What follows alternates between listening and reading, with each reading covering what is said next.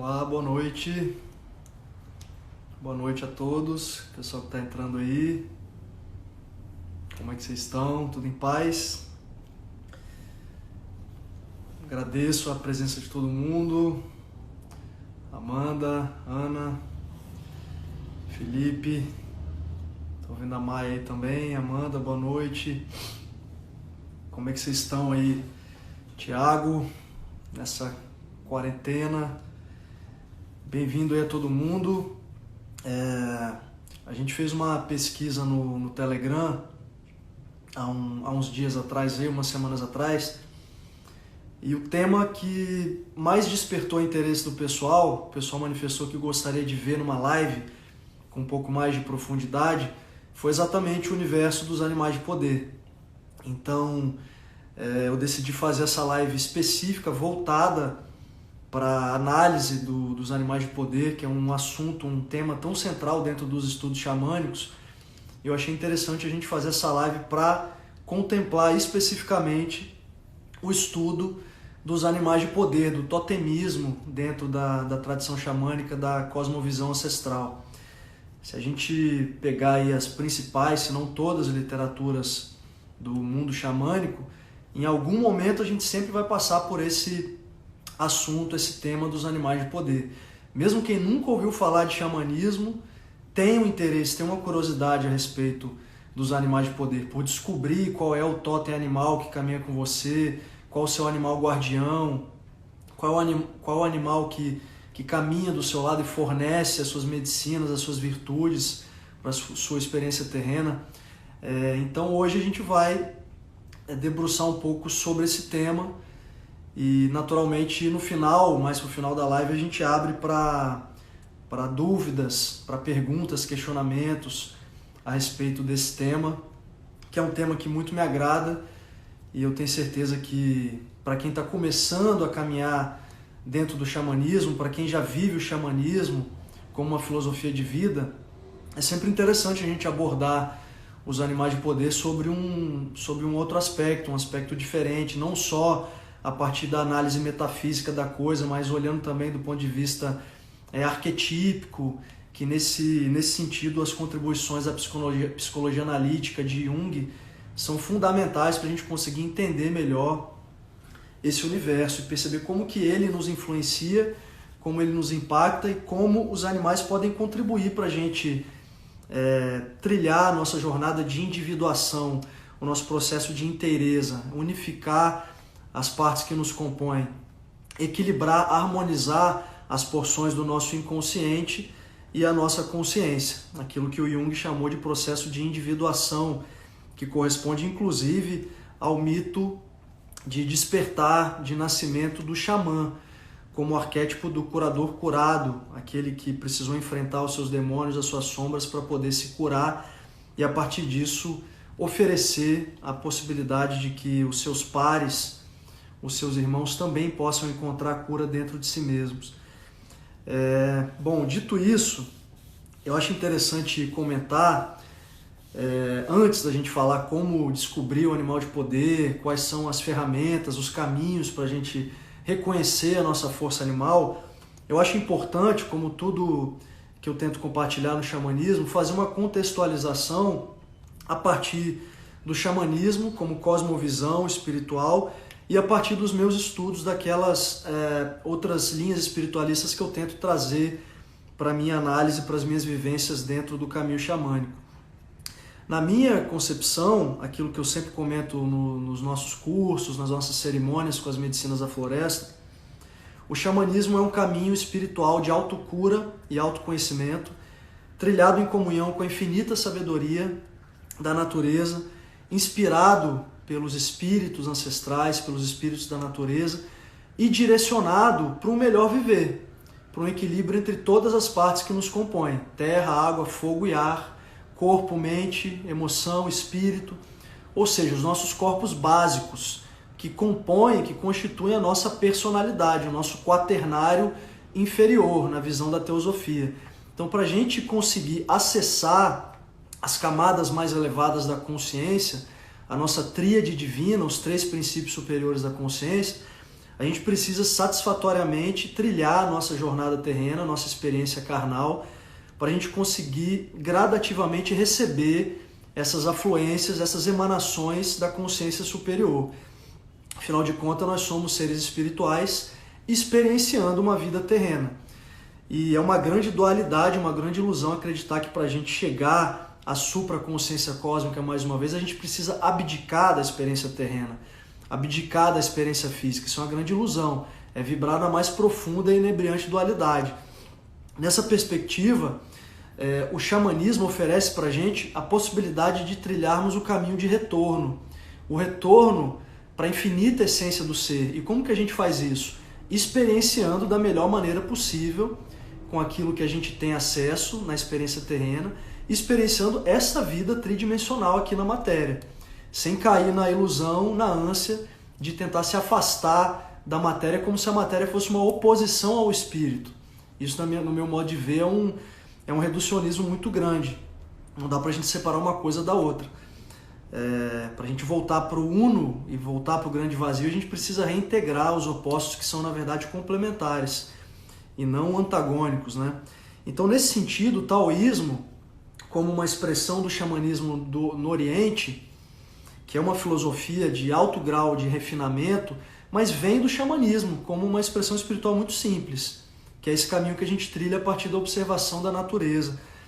O taoísmo, ele vai dizer que o caminho da consciência, eu já falei isso algumas vezes nas nossas lives aqui, o caminho da consciência é o caminho do eterno retornar, é o movimento do retorno. E é muito bonito isso, que eu falo muito isso para as pessoas nos meus atendimentos, nas cerimônias. Quando a gente começa a trilhar o caminho espiritual, a gente tem às vezes uma tendência a achar que a gente vai ser surpreendido por todo tipo de coisa, acontecimento sobrenatural que a gente não conhecia.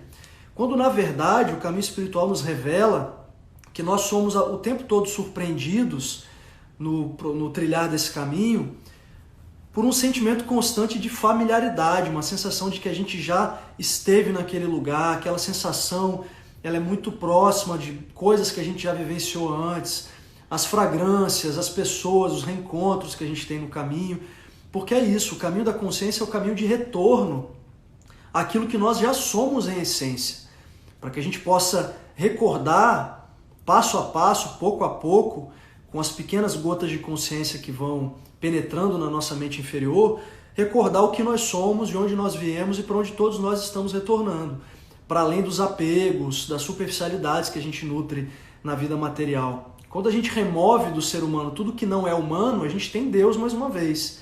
Assim como uma gota d'água prova a existência do oceano, cada ser humano prova a existência do divino. E o xamanismo oferece para a gente essa possibilidade de a gente retornar para a fonte, retornar para as nossas origens espirituais, para a perfeição que nós somos. Existe um filósofo ítalo-brasileiro, Pietro Baldi, que ele diz em um dos livros dele que nós experienciamos a queda. Nós caímos das alturas da supraconsciência, a gente se esborrachou aqui na matéria, na dimensão terrena, para a gente recordar de onde a gente veio. Então a gente está aqui para ser exposto a todo tipo de estímulo ilusório, artificial, para que a partir desses estímulos não necessários, a gente descubra o que realmente não cessa, o que nos constitui, qual é a nossa essência. E o taoísmo vai falar muito isso, que a gente vai redescobrindo, a gente vai rememorando a nossa origem, a nossa essência. Da mesma maneira, a teosofia diz que tudo entre o céu e a terra converge para a gradual transformação da matéria em espírito. Então todas as coisas entre o céu e a terra seguem esse caminho, cada um no seu perfeito tempo, no seu ritmo, no seu compasso, mas todo mundo há de chegar, há de retornar para a infinita essência do ser. Todo mundo, todas as formas de consciência, de todos os reinos. E aí que eu queria chegar. O xamanismo propõe para a gente, nesse caminho do eterno retornar, a gente readquirir uma harmonia entre todos os reinos que compõem a grande dança da criação. O reino humano, espiritual, mineral e vegetal, que não por acaso correspondem aos nossos corpos básicos: terra, água, fogo e ar. Corpo espiritual, corpo físico, corpo mental e corpo emocional. Então resgatar a harmonia com todos os reinos da nossa Mãe Terra é dar um passo a mais nesse caminho de retorno. Porque em dado momento o ser humano começou a acreditar, muito por força da imposição religiosa, que a Terra existe para servir ao ser humano. Quando no meu modo de ver é exatamente o contrário. O ser humano existe para servir a Terra. não de uma forma subserviente, mas para a gente entender que nós viemos do útero da Mãe Terra, e enquanto a gente não retornar para essa concepção holográfica do ser, não voltar para esse lugar de harmonia e comunhão com todas as formas de vida, a gente vai continuar perambulando pelas ilusões do mundo material e cada vez mais distantes da nossa essência, da nossa infinita essência. Então o xamanismo propõe esse regresso às nossas origens.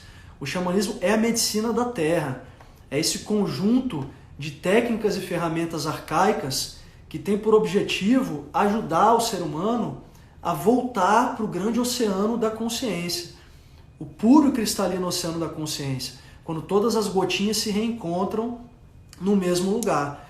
E a gente celebra mais uma vez o retorno à fonte. Até então, a gente vai experienciar algumas vidas ainda aqui na matéria até que a gente aprenda e apreenda o suficiente para poder romper esse ciclo de reencarnação e retornar para o oceano da consciência universal, onde todos nós nos reencontraremos quando a gente abdicar dessa personalidade, dessas vestes físicas que a gente toma emprestado só por um breve momento até a gente voltar para casa, né? Pelo menos é isso que eu acredito. Então o xamanismo ele vai oferecer essa possibilidade de retorno. Por exemplo, muitas pessoas perguntam para mim se eu entendo que o xamanismo é uma religião. Na minha perspectiva, não é uma religião, não no sentido tradicional, porque o xamanismo ele prescinde de uma codificação específica, ele não tem um conjunto de proposições dogmáticas, não tem um conjunto de preceitos rígidos que você precisa observar para poder viver o xamanismo, ele não tem um corpo sacerdotal, não tem uma liturgia específica que você precisa seguir.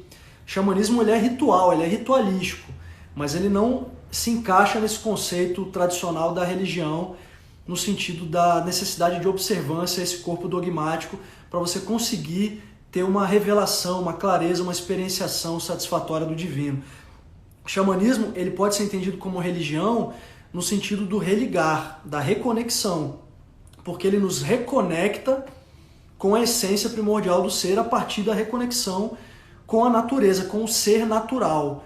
Então, olhando pela etimologia da palavra, a gente pode entender o xamanismo como uma religião, mas uma religião no sentido do religar, que inclusive faculta a você a possibilidade de você preservar a sua religião. Para você que já caminha numa religião tradicional, vamos dizer assim, você pode praticar o xamanismo da mesma maneira. Porque eu acredito que o xamanismo ele é o berço de todas as religiões sistematizadas que a gente teve depois. O xamanismo, como esse universo simbólico, místico, mágico, ele influenciou e moldou muitas tradições religiosas nessa grande árvore da consciência. Então, a filosofia taoísta, shintoísta, o cristianismo bebeu absolutamente da fonte do xamanismo, o hinduísmo, o budismo, o zoroastrismo e por aí vai. O xamanismo ele é a manifestação espiritual mais antiga da história da humanidade. Já falei isso algumas vezes, né? Remonta à Idade da Pedra, o período paleolítico, quando o ser humano começou a se relacionar com os mistérios do espírito, começou a se aproximar dos animais, conversar, dialogar com os animais, que é sobre isso que eu queria falar hoje com vocês. Então, o xamanismo ele oferece para a gente essa possibilidade da gente retornar para a fonte da consciência, perceber que o caminho da consciência ele é muito simples, é aquilo que as 3 joias do taoísmo falam para a gente, é a simplicidade, a humildade e a afetividade. A gente volta a olhar para a natureza, para os animais, para os minerais e percebe que a vida, o grande espírito, a mônada divina, se manifesta em todas as formas de consciência, das mais rudimentares às mais complexas. Então, eu gosto muito daquela frase, aquela passagem que diz que o grande espírito ele repousa nos minerais, nos cristais, ele cresce nas plantas, nos vegetais, caminha nos animais, pensa e racionaliza nos seres humanos e ama incondicionalmente nas consciências superiores. Olha que curioso, a gente ainda está na esfera do pensar, né? Porque a gente vibra ainda no 5º princípio voltado para baixo, que é a mente inferior, aquela mente retilínea, racional, lógica, cientificista. A gente ainda está experienciando, está colocando o pé nessa água agora de entender o que é o amor incondicional, o que é a compaixão, o que é o respeito, o sentimento de fraternidade por todas as coisas. Então a gente está trilhando esse caminho ainda. Tem o poeta gaúcho, acho que ele já desencarnou, que é o Múcio Teixeira, que ele fala que nós nascemos mineral, nós crescemos nas plantas, nós experienciamos uma vida humana até o momento em que nós regressamos às estrelas.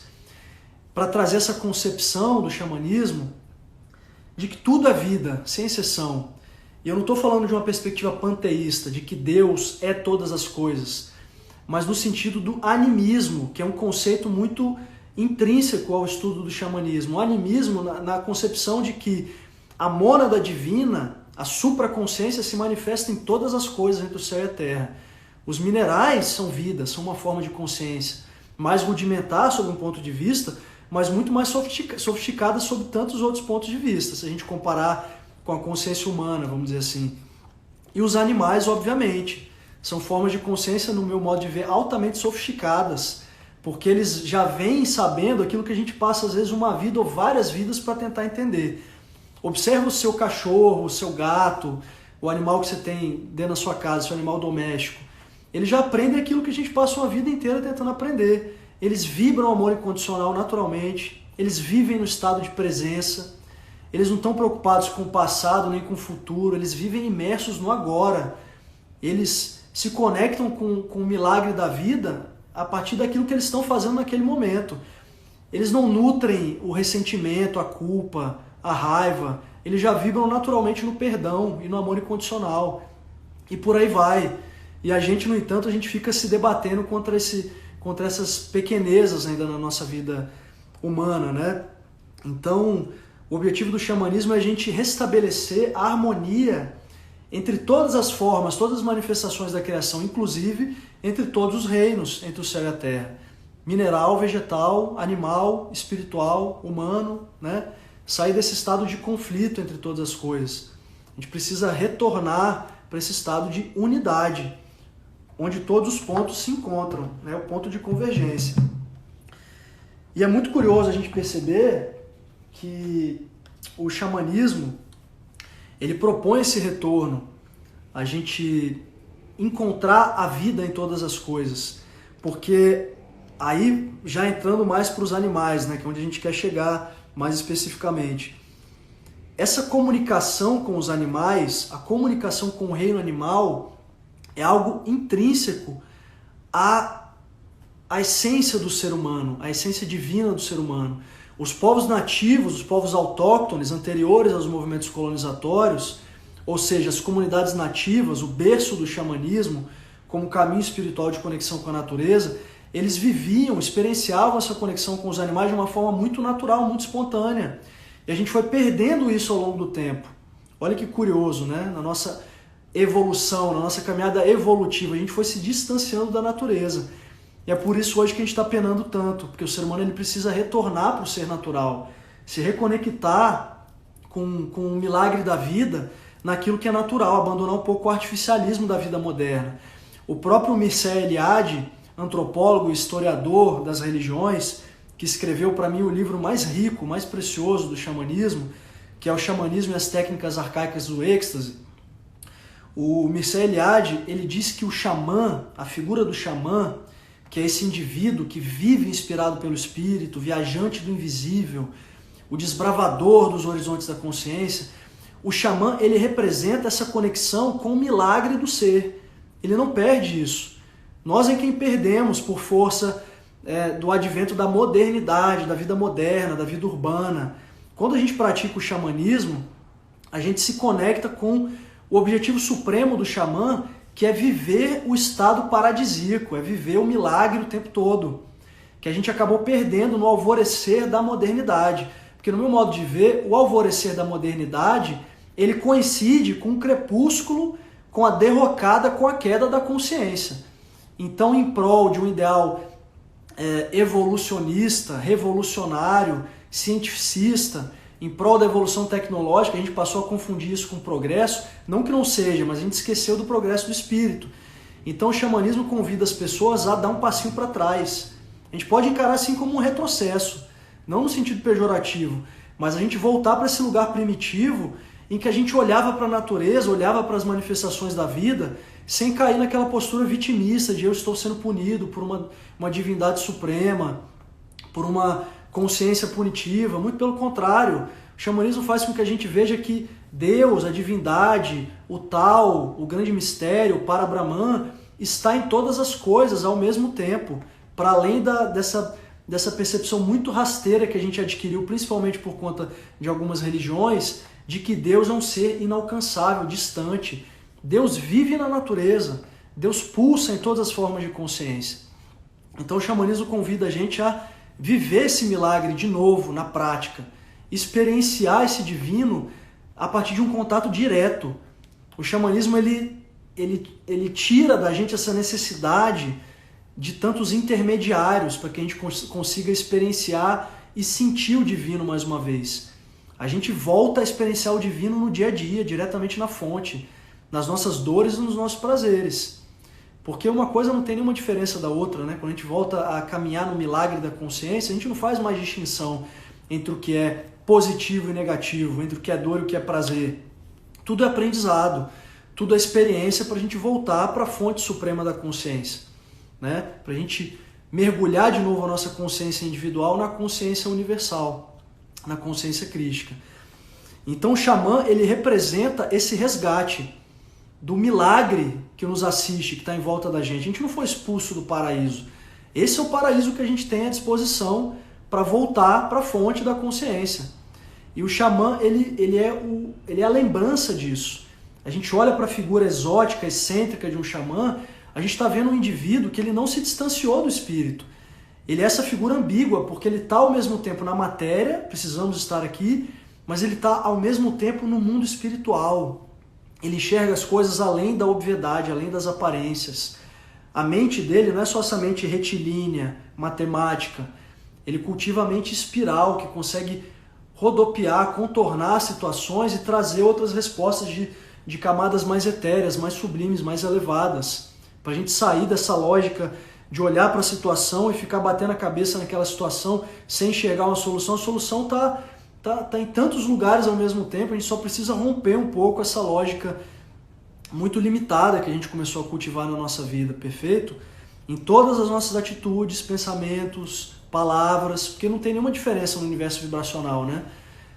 Essa é a responsabilidade que o xamanismo nos traz, a gente se tornar responsáveis por tudo que a gente fala, tudo que a gente externaliza através das nossas atitudes, das nossas palavras, é cosmovivenciar aquilo que muitas pessoas têm só na teoria, é colocar na prática, senão de nada adianta, né? A gente deixar nos livros, deixar nos certificados dos cursos, deixar nos textos do Instagram e não colocar em prática aquilo que a gente se propôs a vir fazer aqui, enquanto seres espirituais vivenciando uma jornada de aprendizado. Um outro aspecto interessante de mencionar também é que o xamã, ele sempre ocupou essa posição de um regulador de forças, porque o xamã, ou o praticante do xamanismo, você pode entender, nessa relação de absoluta cumplicidade e proximidade com a natureza, com o ser natural, ele atua como um intermediário entre a realidade ordinária e a realidade extraordinária, entre o estado tonal e o nagual, na visão do Carlos Castanheda, nos escritos dele, né?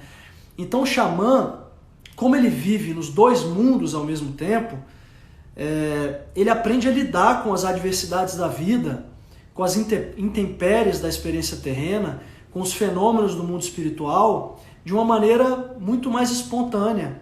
E ele traz essas informações do mundo espiritual e compartilha com a comunidade, compartilha com seus irmãos, permitindo assim que as pessoas consigam também se adaptar aos desafios que aparecem desde os primórdios, né? Uma situação, uma adversidade natural, ou uma falta de alimento naquela comunidade, por exemplo. E nesse sentido o xamã, ele sempre trafegou entre essas diferentes esferas da consciência. Essa é a dádiva e é o fardo do xamã ao mesmo tempo, porque ele está aqui e ao mesmo tempo ele não está, porque ele está em todos os lugares ao mesmo tempo. Ele traz as informações da realidade extraordinária e compartilha aqui na realidade ordinária, material, mundana, normal, né? A gente chama de normal. É mais anormal do que a gente imagina, né? Enfim, então o xamã, ele vai dialogar com o vento, ele vai conversar com os espíritos, vai manipular as ervas, ele vai observar o movimento das estrelas, das estações e perceber como tudo aquilo impacta, reverbera nele próprio, né? E aqui eu estou falando ele, mas eu não estou fazendo uma exclusão de gênero, tá? É a figura do xamã, o arquétipo do xamã, que pode ser tanto homem quanto mulher. Então o xamã, ele vai dialogar com a natureza e vai enxergar as coisas além da superfície. E aí eu chego onde eu queria chegar, a gente já está mergulhando no universo dos animais de poder. Eu já falei do animismo, que é esse elemento do xamanismo que a gente atribui vida, a gente atribui a manifestação da consciência em todas as formas de vida, nos minerais, nos vegetais, nos animais.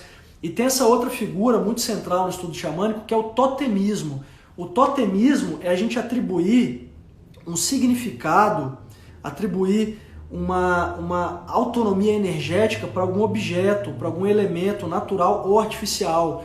Então, por exemplo, você tem uma estátua nativa que é representada por 3 animais, um animal alado, um animal terrestre e um animal rastejante embaixo. E você atribui um sentido, um significado, uma energia específica àquela figura, àquele totem, que pode ser até um chaveiro, uma pedra que tem na sua casa. Você atribui um significado energético para aquele elemento. Você atribui uma importância psicológica mais profunda para aquele elemento. Isso é o xamanismo. A gente enxergar além da aparência, além das aparências das coisas, enxergar na profundidade. O xamanismo é o caminho do mergulho profundo. É a árvore da vida. É o mundo de baixo, é o mundo do meio, é o mundo de cima. Então o xamanismo, nesse sentido, ele convida a gente a romper com a limitação da realidade aparente, com a limitação do mundo dos sentidos. A gente parar de achar que a única coisa que existe, a única realidade existente é aquilo que a gente consegue captar com os nossos sentidos. Os vedantinos mesmo vão dizer, né? Eles vão negar a autonomia da realidade fenomênica, que o mundo material, o mundo fenomênico, na verdade é uma grande ilusão. A gente tem que aprender que nós estamos numa dimensão relativa, mas que para a gente vislumbrar o absoluto mais uma vez, a gente tem que aprender a enxergar além da matéria, além do que os nossos sentidos conseguem captar. Quando a gente consegue trilhar essa jornada de superação da realidade material, não superação de enxergar além da realidade material, a gente volta para essa perspectiva holográfica do ser, que é a união do corpo e do espírito, da matéria e do invisível, mais uma vez, sem romper com uma coisa ou com outra. É voltar para a compreensão da totalidade. E aí as pequenezas que a gente dá tanta importância no mundo material, os nossos desafios, nossas dificuldades, se tornam muito mais assimiláveis, muito mais passíveis de serem superados, porque a gente passa a olhar para aquela situação de uma forma diferente, né? A gente passa a não subestimar, mas a não dar tanta importância para coisas tão pequenas, tão fugazes, que a gente transforma em monstros, em dragões de 7 cabeças na nossa vida material. O xamanismo ensina a gente a enxergar além da superfície e mais ao fundo. Tem até aquela metáfora muito bonita que eu li uma vez, não lembro onde. Se a gente aprender a ser mais profundo, como os oceanos, a gente vai perceber que as ondas, as tempestades abalam a superfície dos oceanos, mas na sua profundidade o oceano preserva um estado de constante quietude, serenidade, observação. E a gente da mesma maneira aprende a cultivar essa serenidade sem se deixar abater tanto pelas tormentas que abalam as nossas superfícies. Faz sentido isso? Para mim faz muito sentido. Pois bem, então, Irmandade, quando a gente fala de totemismo, a gente está falando da atribuição desse sentido energético a esses elementos, a essas figuras, esses objetos. Isso é o xamanismo, a gente atribuir a vida a todas as coisas e atribuir poder, como por exemplo, quando a gente fala dos instrumentos de poder no xamanismo, aquilo adquire uma autonomia energética. Então, quando a gente fala dos animais de poder, a gente está falando de uma relação que é muito antiga, que remonta aos primórdios da caminhada do ser humano sobre a Terra.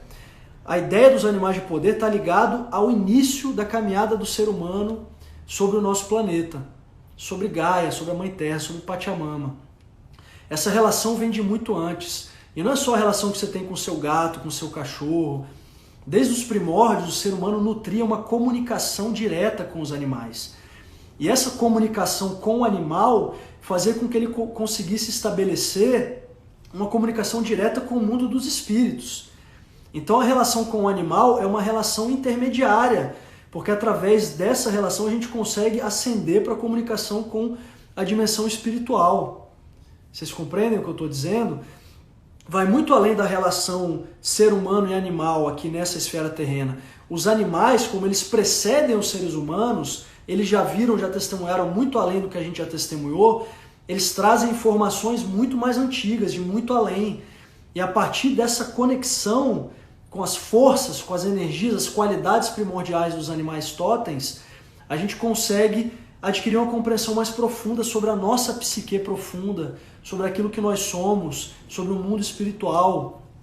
Se a gente observar algumas culturas aí para trás, vamos fazer esse exercício. Se a gente olha para o hinduísmo, lá para a Índia, os deuses hindus, Ganesha, tem a cabeça de elefante, Hanuman, o deus Hanuman, que tem a cabeça de macaco, Garuda, que servia de montaria para Vishnu, o pássaro flamejante, um pássaro de fogo. Se a gente olha para a mitologia egípcia, a gente tem a figura de Tote, que era a deificação, a representação de Hermes Trismegisto, né? Que Tote é o deus, o guardião da sabedoria, cabeça de Ibis. Horus, cabeça de falcão. Anubis, o guardião, o comensal dos salões da morte, que guiava as almas até o tribunal de Osíris, cabeça de chacal. A gente tem a figura de Bastet, a deusa da fertilidade, que tinha cabeça de gato. Sekhmet, a deusa leoa. Ísis, representação da nossa mãe terra, da mãe natureza, com suas asas de pássaro. Se a gente olha para a Grécia, a mitologia grega e romana também, a figura do Minotauro, a figura de Ícaro, para onde mais a gente pode olhar? Na China, os dragões, até mesmo no cristianismo. Supõe-se que Adão e Eva, quando habitavam o Jardim do Éden, eles tinham uma comunicação direta com os animais, conversavam com os animais. Era uma relação próxima, uma relação diária. Perfeito? Se a gente olha na cosmovisão andina, lá no Peru, a gente tem aquela representação, quem já foi para o Peru, aquele totem que tem a serpente embaixo, a puma ou jaguar no meio e o pássaro em cima, que é a representação das 3 zonas cósmicas da consciência. O mundo de baixo, o Ukupatya, o inframundo, o mundo do meio, Kaipatya, o mundo das relações humanas, o mundo de cima, o Ukupatya, o mundo da consciência superior, do Condor, o príncipe do sol, que recebe as emanações das esferas mais elevadas da consciência. Então, ou seja, essa relação com os animais ela é muito antiga, é muito profunda. Nas principais cosmovisões antigas, nas linhas espiritualistas mais antigas, a gente encontra essas referências. Porque essa relação sempre foi intrínseca ao ser humano, nessa tendência natural que a gente tem pela transcendência, por buscar o espírito. É por isso que a gente está aqui, a gente é movido por isso, a gente é movido pela transcendência. A vida material, a vida pequena não nos basta. Nós temos uma fome, uma ânsia por transcender, por retornar às alturas maiores do espírito. Vocês sentem isso, né? E cada vez mais os seres humanos têm sentido isso. E os animais, nesse sentido, são uma ponte para a gente conseguir resgatar essa conexão com o mundo invisível, com o reino espiritual.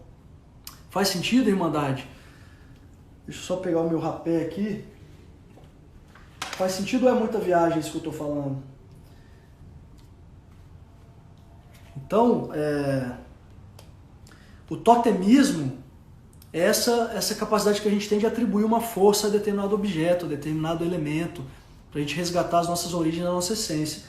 E aí a gente chega na figura dos animais de poder, né? Que eu estou expondo um pouco da relação antiga dos seres humanos com os animais. Falamos aí do Egito, do hinduísmo, na Índia, na Grécia, em Roma, na China, nos Estados Unidos, nas tribos nativas da América do Norte, lá na Sibéria, entre os altaicos, os samoedas, os buriatas, que já tinham essa relação próxima com as forças arquetípicas dos animais, os animais de poder, os animais totens. E aí que eu queria chegar, porque quando a gente fala de animal de poder dentro do xamanismo, a gente não está só explorando um campo da metafísica ou do esoterismo, algumas pessoas vão chamar de esquizoterismo. A gente está indo muito além disso. Eu trago a figura de um grande xamã, que vocês devem conhecer, chamado Jung, o Carl Jung, pai da psicologia analítica, porque o Jung ele foi um herege, né? Herege vem do grego escolher. Ele escolheu romper com as proposições da psicologia tradicional, convencional, vamos dizer assim, e ele rompeu com a matriz cientificista e aristotélica da psicologia tradicional para trazer uma visão mais platônica, para trazer a visão de Platão de que tudo existe primeiro no campo das ideias. Então tudo que a gente experiencia na realidade material tem uma origem anterior, tem uma origem no mundo espiritual, no mundo invisível, no plano das ideias. Uma concepção que foi aprimorada depois pelos filósofos neoplatônicos, lá na região da Alexandria, né? Então Plotino, Porfírio, esses filósofos neoplatônicos que mergulharam nessa concepção de Platão de que a realidade fenomênica deriva do mundo das ideias. E Jung, ele foi fundo nessa história, e ele rompeu com o tradicionalismo da psicologia convencional, vamos dizer assim, e trouxe essa figura tão maravilhosa quanto controversa e polêmica dos arquétipos, do inconsciente coletivo. Eu não vou, obviamente, longe de mim ser um profundo conhecedor desse campo da psicologia analítica, eu sou só um estudioso desse campo, desse universo dos animais de poder e do xamanismo, mas nesse ponto eu me identifico muito com a teoria junguiana, porque ele vai dizer que os arquétipos, e eu vou deixar claro depois porque eu estou trazendo essa figura dos arquétipos, que é fundamental para a gente entender a figura do animal de poder. Os arquétipos, eles representam imagens primordiais, imagens a priorísticas, são forças primordiais que antecedem a experiência pessoal, que antecedem o ego, e que por força de uma repetição ao longo dos tempos, acaba transcendendo as circunscrições geográficas, a cultura, a experiência pessoal. São energias que habitam o inconsciente coletivo, a gente consegue acessar essas energias independentemente do lugar que você nasceu, da cultura a que você foi exposta, independentemente da sua experiência pessoal, dos seus condicionamentos individuais. Por exemplo, o arquétipo da grande mãe, o arquétipo do grande pai, do sábio, do herói, do ancião, do trickster, do coringa, do rei Oca, o Joker, enfim.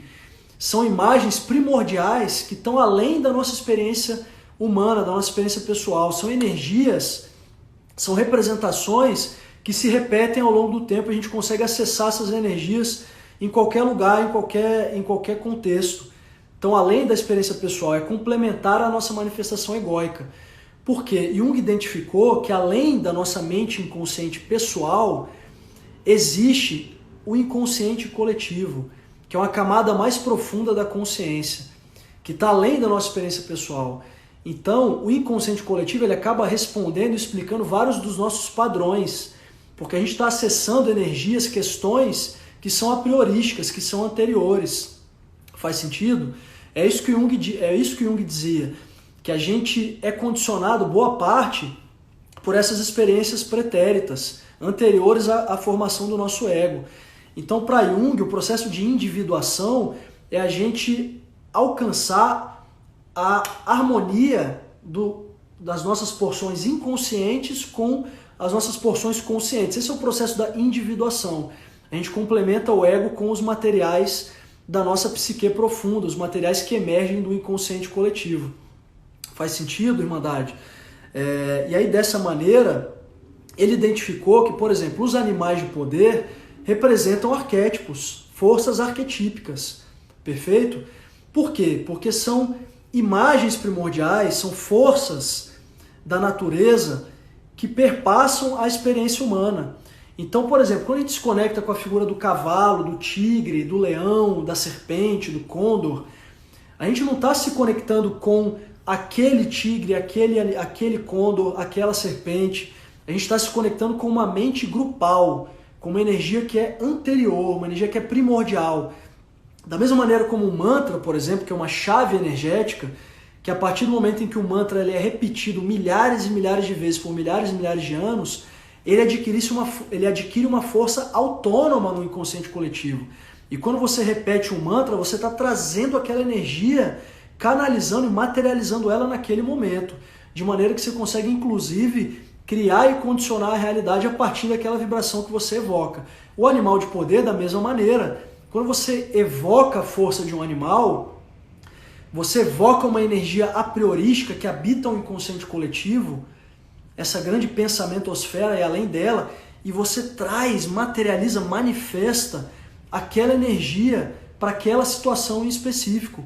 Lembrem que o xamanismo se trata disso, você acessar a realidade invisível, o mundo extraordinário e trazer isso para o ordinário, para você conseguir lidar com as adversidades, os desafios da sua vida com mais naturalidade, mais tranquilidade.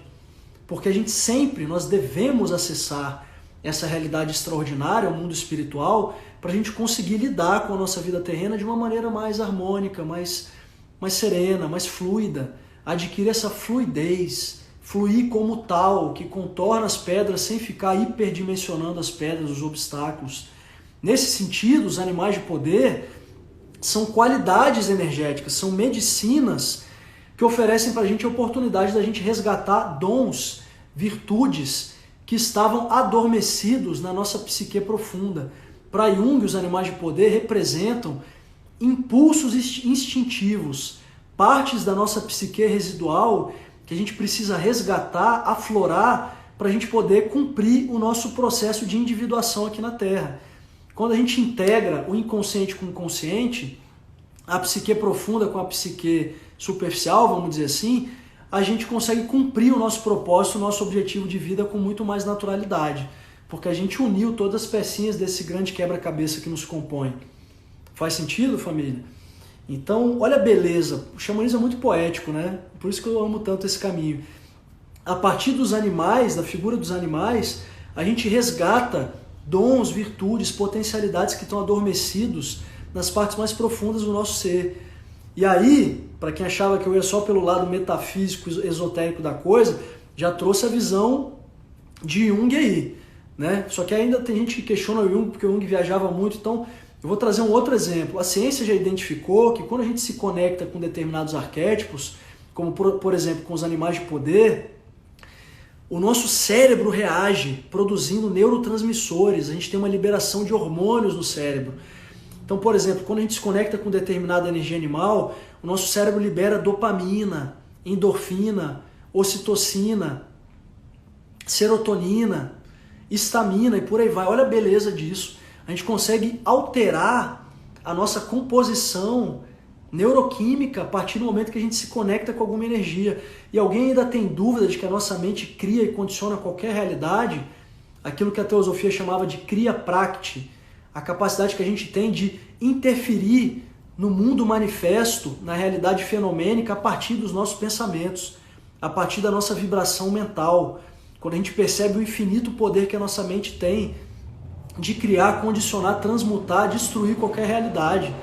Aquela velha passagem, né? Todos os problemas vêm de dentro e todas as soluções também vêm de dentro de nós. Então o nosso objetivo é resgatar esse infinito poder que nos assiste. A Michelle até comentou, a mente sequer distingue o real do virtual. A nossa mente se comporta diante da fantasia da mesma maneira que ela se comporta diante da realidade. O seu cérebro não faz diferença entre uma experiência fantasiosa e uma experiência real. Faz um experimento com óculos, aquele óculos de realidade virtual, VR, aqueles bem sofisticados. O seu cérebro ele vai ter a certeza, a convicção de que ele está na beira de um precipício. Ele vai tentar se agarrar onde ele puder para não cair, porque ele vai ser dominado por um instinto de sobrevivência. Então, com isso a gente percebe que a gente tem um apego tão grande à realidade fenomênica, ao mundo dos sentidos, quando isso, na verdade, é a verdadeira fantasia, isso é a verdadeira ilusão. É o princípio do paradoxo divino, lá do Kybalion. Nós estamos numa realidade relativa que se torna verdadeira uma vez que nós estamos aqui. Então a gente não pode repudiar e negar essa realidade que nós temos à disposição nesse momento. No entanto, o nosso caminho é perceber que o absoluto está além do relativo. Então o princípio do paradoxo divino, por isso que ele é paradoxal, é a gente perceber que nós não somos daqui, que essa não é a representação do absoluto, que essa é uma representação relativa aos olhos do absoluto. Da mesma maneira que os vedantinos vão dizer que a realidade fenomênica é uma grande ilusão, mas é a ilusão que nós temos à disposição nesse momento para a gente conseguir voltar para a macro-realidade, vamos dizer assim. Mas para isso a gente precisa entender o que é essa pálida e fantasmagórica realidade tridimensional que nós temos à nossa disposição. O xamanismo, portanto, ele nos oferece um mergulho na dimensão onírica, na dimensão dos sonhos. Porque quando a gente mergulha na dimensão dos sonhos, a gente passa a sequer fazer essa distinção. A gente percebe que sonho, realidade, vida e morte, aquilo que eu sempre falo, repouso e movimento, fantasia e matéria e realidade fenomênica, é tudo a mesma coisa. O nosso caminho é compor de novo todas essas pecinhas que nos oferecem uma compreensão muito maior sobre a realidade, a verdade, aquela verdade com V maiúscula, que a teosofia dizia, não existe nenhuma religião superior à verdade, não existe nenhuma crença, nenhuma filosofia superior à verdade, porque essa verdade nenhum ser humano conhece, nenhum ser humano coloca ela embaixo do braço. A vaidade e a pretensão do ser humano em dado momento fez com que o ser humano acreditasse que ele consegue colocar a verdade ou a realidade dentro de uma caixinha, apontar para ela e dizer, isso é real, isso é a verdade, a minha religião exprime a verdade. A grande bobagem, a grande ilusão, é a voz do ego gritando, vociferando dentro da cabeça do ser humano, fazendo ele acreditar que aquele pálido testemunho que ele teve da verdade é a realidade maior. Olha que grande bobagem, né? Tem até uma passagem que diz que uma consciência trevosa uma vez ficou muito feliz porque o ser humano tropeçou na verdade, colocou a verdade no bolso, e ele ficou muito feliz. Aí uma outra forma de consciência densa falou para ele, pô, mas você está feliz que os caras encontraram a verdade? Ele falou, não, pode ficar tranquilo, porque até eles entenderem a verdade, eles vão colocar um monte de mentira em volta dela e vão se perder por muito tempo ainda nas mentiras que eles contam para si mesmos. Até eles entenderem a verdade vai levar muito tempo ainda. Pois é, então família, os animais de poder, na minha percepção, oferecem essa possibilidade da gente acessar a realidade invisível e resgatar essas nossas habilidades, dons e virtudes que a gente deixou ocultos, adormecidos por tanto tempo, a partir do momento que a gente se distanciou do ser natural. E eu volto lá para o início da live, quando eu falei que esse é o objetivo do xamanismo, trazer a gente de volta para casa. Então, quando você se conecta com o seu animal de poder, você está se conectando com uma parte ausente de você mesmo, e que você está trazendo esses elementos de volta para recordar aquilo que você realmente é em essência. Pois bem, e aí a pergunta que muita gente faz, né? E como afinal eu descubro qual é o meu animal de poder? Como que eu consigo me conectar com a minha força animal, com a minha essência animal? Essa é a curiosidade de maior parte das pessoas, né? Eu vou ser bem sucinto nesse sentido. Não tem uma receita de bolo, tá? Se a gente estuda os principais escritos antropológicos do xamanismo, dos autores antropólogos e psicólogos que mergulharam nas comunidades nativas, eles vão perceber que cada comunidade, cada povo originário tinha sua forma de se conectar com as forças primordiais da natureza, com os animais de poder, com os animais totens. Uma delas é através da ingestão dos psicoativos, dos enteógenos, das plantas de poder. Seja a ayahuasca, seja a psilocibina, a mescalina, o DMT mesmo, da sua forma pura, né, obtido em algumas espécies botânicas, através de tantas medicinas da floresta, enteógenas, salva divinorum e por aí vai, né? A argyreia nervosa, não acaba nunca. Então, ou seja, quando a gente adentra um estado ampliado de consciência a partir desse estímulo natural que nos é oferecido pelas plantas de poder, pelas plantas mestras, a gente consegue tirar um pouco a nossa percepção, esse estado de vigília beta aqui da matéria, a gente ascende para dimensões mais elevadas e consegue ter um contato com essa força animal, essa força primordial que nos acompanha, que caminha ao nosso lado aqui nessa vida terrena e nos oferece os seus dons, as suas virtudes, as suas medicinas. Perfeito? Essa é uma forma. A outra forma é através da jornada com o tambor nativo, o tambor sagrado.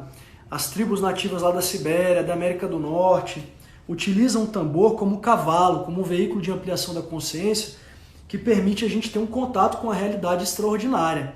A gente renuncia temporariamente à realidade sensorial, ao mundo fenomênico, e consegue acessar a realidade extraordinária, a dimensão nagual, e ter um contato com o nosso animal, com essa parte instintiva que nos compõe, com a nossa psique residual. A gente consegue trazer à tona de novo essas virtudes, essas qualidades energéticas, essas medicinas.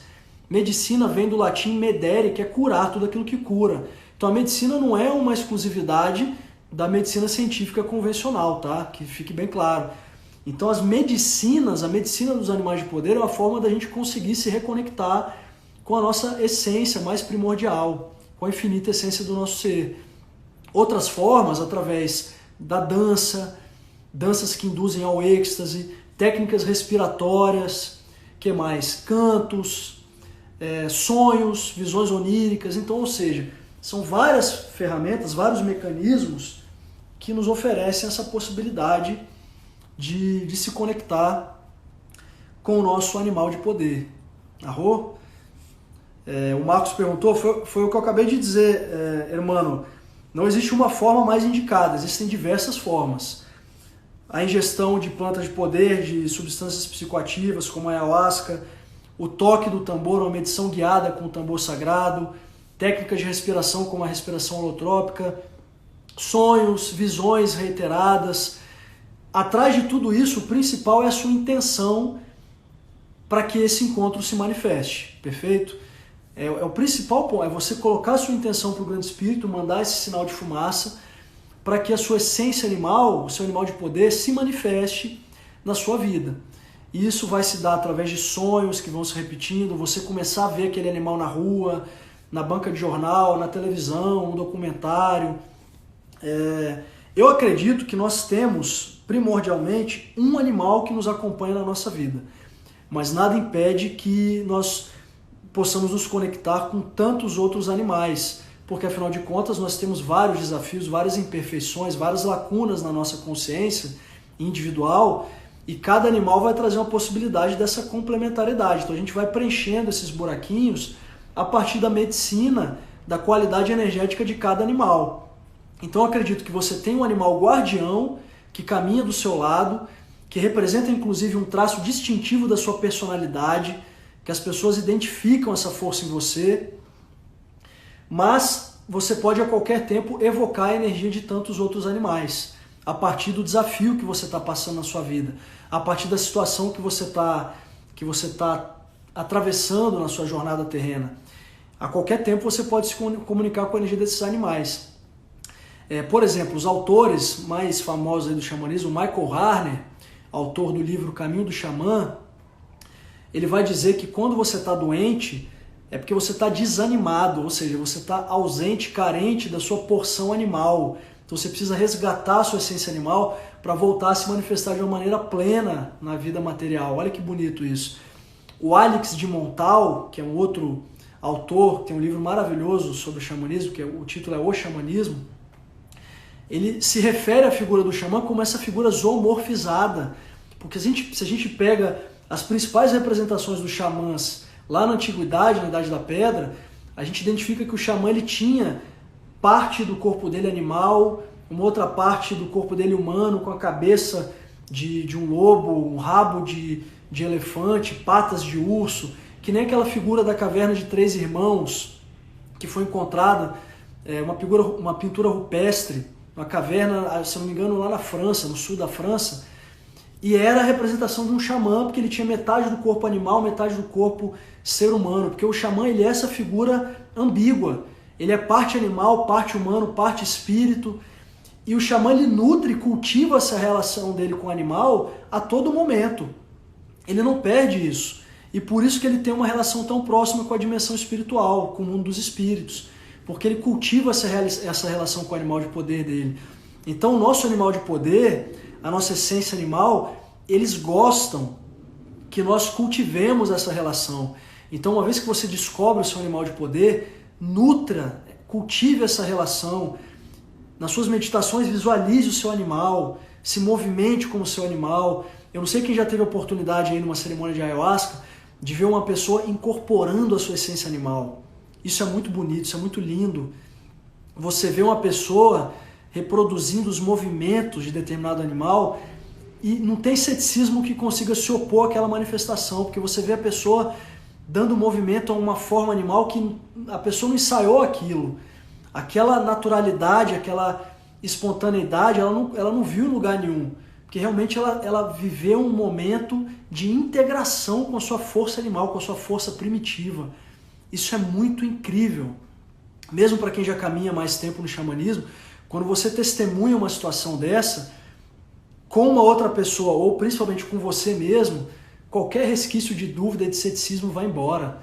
Porque você testemunha o milagre, o sagrado, o mistério da natureza ali na sua frente, com os seus olhos muito bem abertos. E não tem como questionar. Você não está sonhando. Você está vendo aquilo na sua frente. Uma pessoa se transformando num macaco, numa serpente, num leão, num urso. Então isso é muito fantástico. Eu digo porque eu já vi várias vezes. Então eu não estou mentindo, não estou inventando, nem estou viajando aqui na maionese não. Para quem já foi nas nossas cerimônias, eu tenho certeza que muita gente já testemunhou isso. Que é um outro passo, um outro grau de integração da sua essência animal. Você primeiro descobre o seu animal de poder, você começa a sentir a força dele na sua vida, você começa a sentir a vibração dele, sentir aquela medicina, aquela energia, até o momento que você começa a sentir ele se manifestando através do seu corpo, dos seus sentidos. Principalmente quando você consagra uma medicina de poder, você sente essa integração, esse acoplamento áurico do seu animal com você. Isso é fantástico, meu irmão, essa é a palavra, é maravilhoso. Esse é o milagre, o mistério do xamanismo, aquilo que eu sempre falo, né? Quando você começa a trilhar o caminho do xamanismo, primeiro você vê o milagre pela primeira vez, e já é surpreendente o suficiente. Depois você começa a fazer o milagre, até que finalmente você percebe que você é o próprio milagre, e nada te diferenciava do milagre.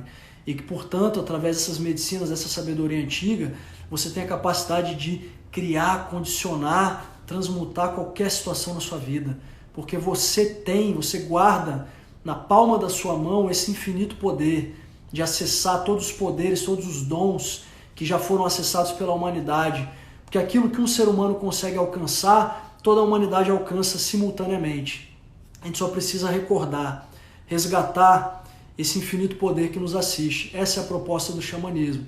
A gente voltar, trilhar o caminho de retorno para a infinita essência do ser. Voltar para o oceano da consciência, onde a gente redescobre, rememora esses poderes que estão à nossa disposição a qualquer tempo. Perfeito? O Marcos perguntou, o meu animal de poder é o jaguar, é a puma. Eu falo jaguar porque, como eu fui iniciado lá na Amazônia peruana, os xamãs Shipibos se referem à onça como jaguar. Ou puma, lá na tradição andina, seria o equivalente à nossa onça, né? Esse felino que representa, na tradição andina, esse totem representa um animal que se alimenta da sombra, se alimenta dos demônios e transmuta isso em luz e consciência. Ele é uma representação lunar. Enquanto o côndor é o príncipe do sol, o jaguar representa a força da lua, do inconsciente, da psique profunda, o mundo do meio que recebe as influências do mundo de baixo. Então o jaguar, a puma, tem essa representatividade de se alimentar dos demônios, confrontar os seus medos mais profundos e assim descobrir o que é a coragem, e assim descobrir o seu infinito poder pessoal. Essa descoberta eu cheguei a ela a partir do momento que eu tive na floresta lá peruana, e eu tive um processo muito difícil com a medicina da ayahuasca, e eu tive essa visão, eu vi o jaguar, que ele se manifestou dentro da minha cabana, onde eu estava consagrando a ayahuasca, e ele começou a se alimentar dos demônios que estavam tentando me invadir, e aí naquele momento eu integrei a minha força animal, e não sobrou qualquer resquício de dúvida, eu tinha certeza de que essa energia, esse é o totem que me acompanha nessa vida e possivelmente em muitas outras. Para quem tiver interesse em saber mais sobre os animais de poder, porque infelizmente não dá para eu explicar todos os animais que vocês forem perguntando aqui, mas eu convido vocês a olharem nos destaques lá no Instagram, que tem animais totens. Tem lá, entre os destaques da página, você clica, eu já escrevi sobre mais de 60 animais ali, deve ter uns 65 animais. E ali você acha, todos ainda não, porque eu não escrevi sobre todos e nem tenho essa pretensão, mas você vai achar lá a coruja, a serpente, o jaguar, o coelho, encontra inclusive os animais mitológicos, o pégaso, o grifo, o unicórnio, a fênix e tantos outros animais mitológicos que têm a mesma representatividade, não são menos reais do que os animais que a gente vê aqui na matéria não, tá? Porque a energia é um arquétipo, então tem a mesma força no mundo invisível, perfeito? Já escrevi sobre o louvo a Deus também, então é só vocês olharem depois no destaque lá no Instagram que tem todos esses animais, vocês conseguem ler com mais calma. E tem um livro que, bem lembrado, Caio, obrigado, meu irmão. O pessoal da Natural Vibe, minha grande irmã Luana Ferreira, eles prepararam um e-book sobre os animais de poder. Quem quiser ter acesso a esse e-book, esses destaques, tudo que eu já escrevi sobre os animais, virou um livro virtual, que tem inclusive uma introdução. Essa introdução você não acha no nosso Instagram, falando um pouco sobre os animais de poder, sobre os arquétipos.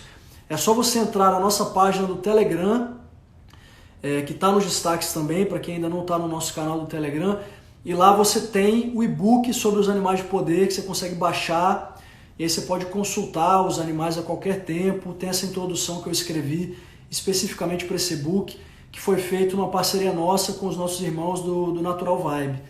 Com muita alegria eu fiz isso aí com a minha irmã Luana Ferreira. Arro? E sim, teremos um retiro em Farroupilha. Agora eu vou tomar o meu rapé aqui, que eu falei demais, vocês já devem estar enjoados de me ouvir falar. E a gente vai abrir para algumas perguntas, né? Na medida do possível eu vou tentar responder algumas perguntas que vocês compartilharem aqui. Quem continuar com dúvida pode mandar mensagem lá no nosso WhatsApp da página, que aqui pelo Instagram, infelizmente, é difícil a gente conseguir responder tudo a tempo, né? Então, a gente pode tirar algumas dúvidas agora. E a gente pode fazer uma meditação com tambor também, para quem ficar aí, quem continuar na nossa live. Daqui a pouco a gente pode fazer uma meditação com tambor. Eu não vou fazer uma meditação específica de encontro com o animal de poder, porque infelizmente leva um tempo maior, e eu prefiro fazer num contexto mais intimista essa meditação, tá? Mas a gente pode fazer uma meditação com o animal, uma meditação com o tambor, para a gente poder sentir um pouco a força do tambor, e quem sabe a partir dessa vibração você conseguir ter um vislumbre, uma conexão com o seu espírito animal, com o seu animal totem. A gente pode fazer daqui a pouco. Arro?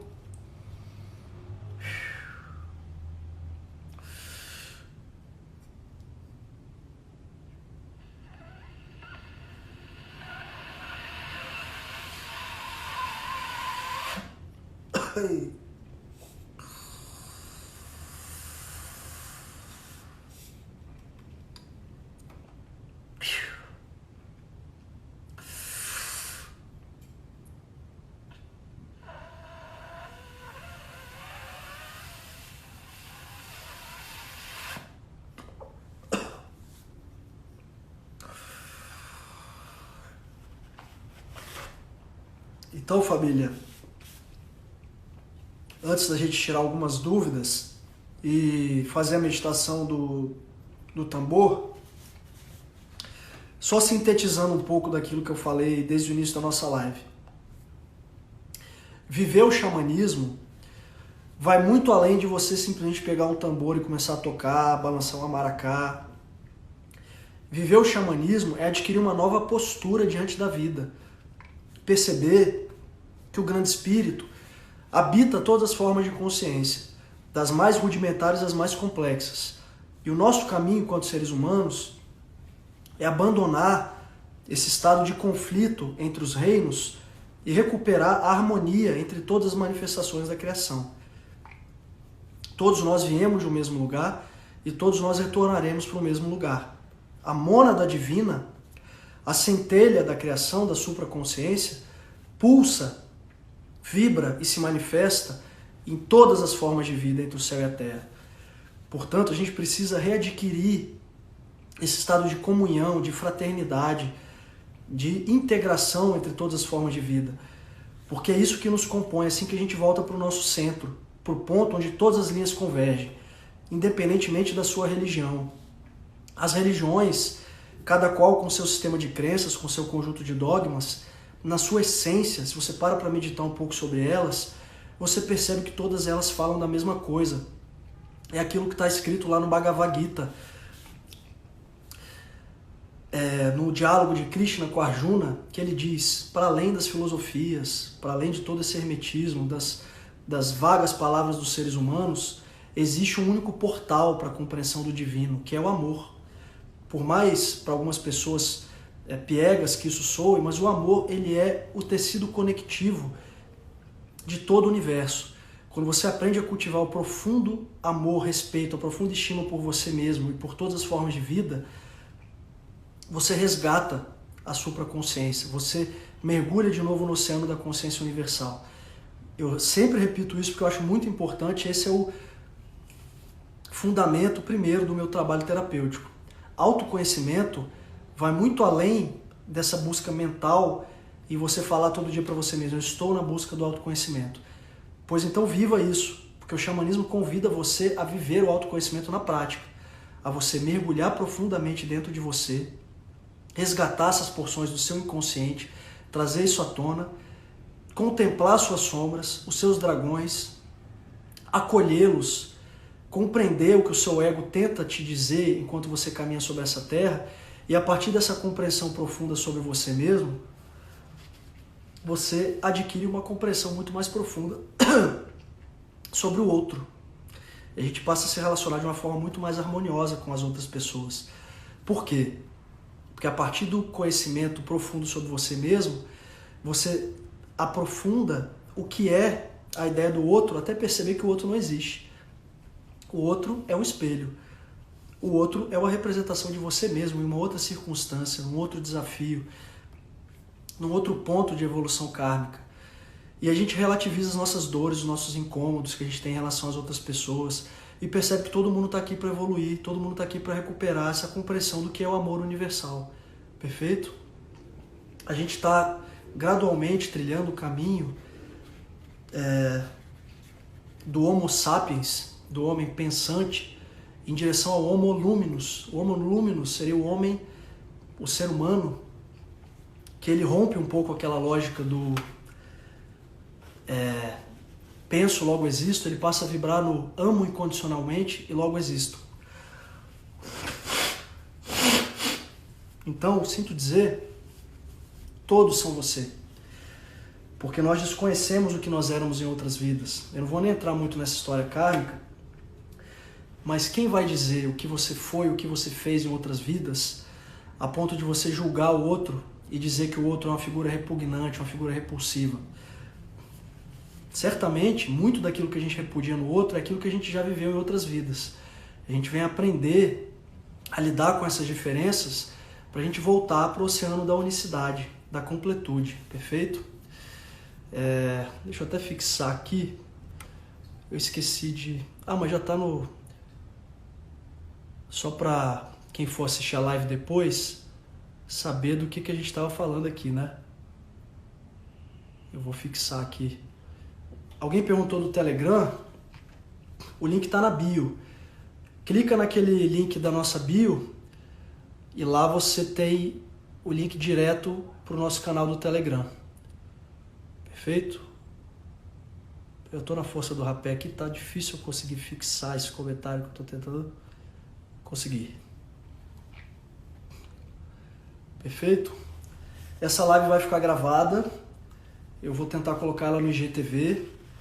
E aí vocês têm acesso a essa live para poder ouvir ela com mais calma depois, estudar um pouco daquilo que eu compartilhei aqui, compartilhar com outras pessoas que vocês sentem que têm interesse em se aprofundar nesse universo dos animais de poder. Arro?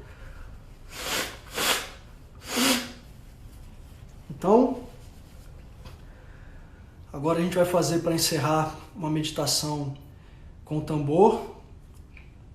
E eu convido todos vocês a desligarem um pouco dos comentários e tentarem entrar num lugar de introspecção, de silêncio, conectar com esse vazio primordial e sentir um pouco a vibração do tambor.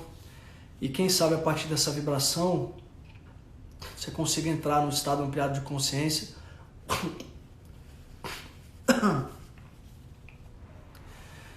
e se conectar com a sua força animal. Perfeito? Então, convido todo mundo a fechar os olhos, respirar profundamente, tenta encontrar uma posição confortável aí para você, fechar os olhos, respirar fundo.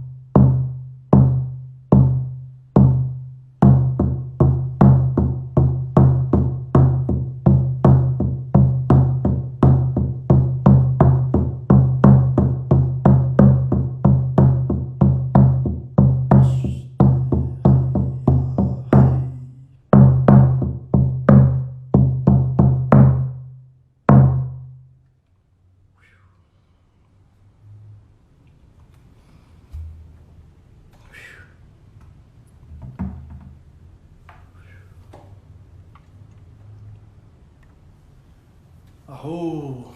Eia! Arro, família! Gratidão a todo mundo que permaneceu aí, que trilhou essa jornada com a gente, pelos Animais de Poder. Agradeço profundamente a presença de todos e espero que tenha sido uma jornada proveitosa para você conseguir acessar um pouco dessa energia animal que eu tentei passar aqui para vocês. E espero que a batida do tambor tenha conduzido você para bons lugares, para uma dimensão profunda no seu mergulho interno. E é isso. A live vai ficar disponível aqui para quem quiser assistir depois. E a gente se vê em breve. Agradeço imensamente. Salve, meu irmão. Salve, Gui. Bom te ter aqui, mano. E é isso. O canal do Telegram tá disponível na bio lá para quem quiser entrar, tá bom? E lá vocês têm acesso a esse book que a gente fez com a Natural Vibe. Você consegue ter acesso lá aos animais sobre os quais eu já escrevi. Tem essa introdução sobre o universo dos animais de poder, arro, e que essa conexão se estreite, se aprofunde em cada passo da nossa jornada terrena, para a gente recuperar essa essência perdida, da qual a gente se afastou momentaneamente, mas estamos todos trilhando o caminho de retorno à infinita essência do nosso ser. Arro, gratidão, família. Até, Rausch Rausch.